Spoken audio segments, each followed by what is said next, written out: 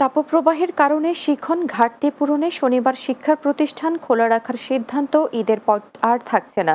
রোববার দুপুরে সচিবালয়ে এসএসসি ও সমমানের পরীক্ষার ফলাফল বিষয়ে আয়োজিত সংবাদ সম্মেলনে একথা জানান শিক্ষামন্ত্রী মহিবুল হাসান চৌধুরী। তিনি বলেন, শনিবার ক্লাস চালানোর বিষয়টি স্থায়ী কোনো সিদ্ধান্ত নয়, শিক্ষকদের বিশ্রামের প্রয়োজন রয়েছে। এছাড়া এসএসসি ও সমমানের পরীক্ষায় ছাত্রের চেয়ে 15,423 জন বেশি ছাত্রী জিপিএ 5 পেয়েছে বলে জানান মন্ত্রী।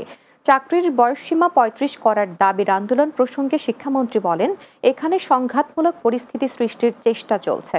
আন্দোলনের নামে অস্থিতিশীলতা কাম্য নয় বলেও জানান তিনি।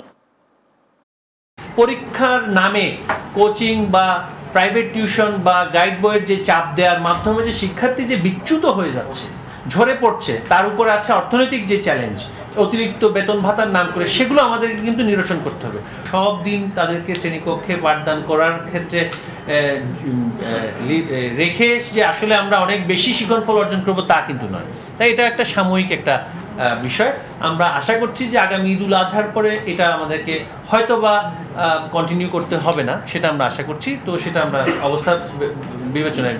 ওয়ালটন ফ্রিজ কিনে অনেকের মতো আপনিও হয়ে যেতে পারেন মিলেনিয়াল। সেরা পণ্যের সেরা অফার।